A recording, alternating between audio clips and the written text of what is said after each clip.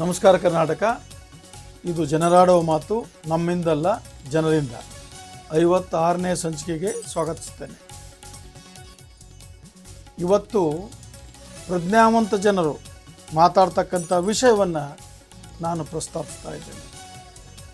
ಏನು ಪ್ರಜ್ಞಾವಂತರು ಮಾತಾಡ್ತಾ ಇದ್ದಾರೆ ಈ ರಾಜ್ಯದಲ್ಲಿ, ಈ ದೇಶದಲ್ಲಿ ಅಂದರೆ, ಬಿಟ್ಟಿ ಭಾಗ್ಯಗಳಿಗೆ ಮನಸೋತ ಜನ. ಯಾಕೆಂದರೆ ಸರ್ಕಾರದ ಹಣ ಎಂದರೆ ಇಲ್ಲಿ ಬದುಕ್ತಕ್ಕಂಥ ಜನರು ಉದ್ಯೋಗ, ನೌಕರಿ, ವ್ಯವಸಾಯ ಎಲ್ಲ ಮೂಲಗಳಿಂದ ದುಡಿದು ಸರ್ಕಾರಕ್ಕೆ ಕಟ್ತಕ್ಕಂಥ ಒಂದು ತೆರಿಗೆ ಹಣ ಅದು. ಆ ಹಣವನ್ನು ಸರ್ಕಾರವನ್ನು ನಡೆಸ್ತಕ್ಕಂಥವರು ಏನು ಮಾಡಬೇಕು? ಅಭಿವೃದ್ಧಿಗಾಗಿ, ದೇಶದ ಹಿತಕ್ಕಾಗಿ, ದೇಶದ ಒಳಿತಕ್ಕಾಗಿ ಮತ್ತು ಮೂಲಭೂತ ಸೌಲಭ್ಯಗಳನ್ನು ಕೊಡೋದಕ್ಕಾಗಿ ಬಳಸಬೇಕು ಅಂತ ಇದೆ ಅಂತ ಹೇಳ್ತಾರೆ. ಆದರೆ ಏನಾಗಿದೆ ಅಂದರೆ, ಮೊದಲು 200, 300, 500 ಕೊಟ್ಟು ಮತವನ್ನು ಹಾಕಿಸ್ಕೊಳ್ತಾ ಇದ್ರು. ಅದು ಕದ್ದು ಮುಚ್ಚಿ ಜನ ಏನು ಮಾತಾಡ್ತಾ ಇದ್ದಾರೆ ಅಂದರೆ, ಬಹಿರಂಗವಾಗಿಯೇ ನಿಮಗೆ ಬಸ್ ಫ್ರೀ ಮಾಡ್ತೀವಿ, ನಿಮಗೆ ಅನ್ನಭಾಗ್ಯ ಕೊಡ್ತೀವಿ, ನಿಮಗೆ ಪ್ರತಿ ತಿಂಗಳ 2,000 ರಿಂದ 2,500 ರೂಪಾಯಿ ಕೊಡ್ತೀವಿ, ನಿಮಗೆ ಕರೆಂಟ್ ಫ್ರೀ, ನಿಮಗೆ ಬಂಗಾರ ಕೊಡ್ತೀವಿ, ನಿಮಗೆ ಗ್ಯಾಸ್ ಫ್ರೀ ಕೊಡ್ತೀವಿ.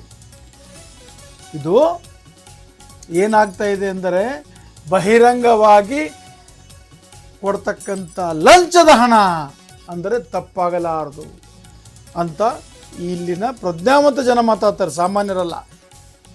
ಇನ್ನೊಂದು, ಹಲವಾರು ಸಾರಿ ನಾನು ಕೇಳ್ಪಟ್ಟಿದ್ದೇನೆ, ಸುಪ್ರೀಂ ಕೋರ್ಟ್ ಕೂಡ ಇದಕ್ಕೆ ಛೀಮಾರಿ ಹಾಕಿದೆ, ಇದಕ್ಕೆ ವಿರೋಧ ವ್ಯಕ್ತಪಡಿಸಿದೆ. ಏನಂತ? ಇವೆಲ್ಲ ಕೊಡಬಾರದು, ನೀವು ಅಂಗವಿಕಲರಿದ್ದರೆ ಕೊಡಿ, ವಿಧವೆಯರಿದ್ದರೆ ಕೊಡಿ, ವಯಸ್ಸಾದವರಿಗೆ ಕೊಡಿ, ಎಲ್ಲ ಮಹಿಳೆಯರಿಗೂ ಬಸ್ ಫ್ರೀ. ಹ್ಯಾಂಗ್ರಿ ಇದು? ಇವತ್ತು ಒಳ್ಳೊಳ್ಳೆ ಕಚೇರಿಗಳಲ್ಲಿ ಕೆಲಸ ಮಾಡ್ತಕ್ಕಂಥವ್ರು, ಶಿಕ್ಷಕ ವೃತ್ತಿಯಲ್ಲಿದ್ದವರು, ಸಿಬ್ಬಂದಿಯಾಗಿ ಕೆಲಸ ಮಾಡ್ತಕ್ಕಂಥವ್ರು ಎಲ್ಲರೂ ಫ್ರೀ ಬಸ್. ಯಾರಪ್ಪನ ಹಣ ಇದು? ನಿರ್ಗತಿಕರಿಗೆ ಕೊಡಿ, ಒಳ್ಳೆಯ ಆಸ್ಪತ್ರೆಗಳನ್ನು ನಿರ್ಮಾಣ ಮಾಡಿ ಒಳ್ಳೆಯ ಡಾಕ್ಟರ್ಗಳನ್ನು ಇಡಿ, ಅದು ಫ್ರೀ ಕೊಡಿ. ಏನ್ರಿ ಇದು? ಎಲ್ಲ ಹೆಣ್ಣು ಮಕ್ಕಳಿಗೂ ಗೃಹಲಕ್ಷ್ಮಿ, ಎಲ್ಲ ಹೆಣ್ಣು ಮಕ್ಕಳಿಗೂ ಫ್ರೀ ಬಸ್, ಮದುವೆ ಆದವರಿಗೆ 8 ಗ್ರಾಮ್ ಬಂಗಾರ, ವರ್ಷಿಗೆ 6 ಗ್ಯಾಸ್ ಫ್ರೀ. ಜನ ಛೀ ಥೂ ಅಂತ ಉಗುಳ್ತಾ ಇದ್ದಾರೆ.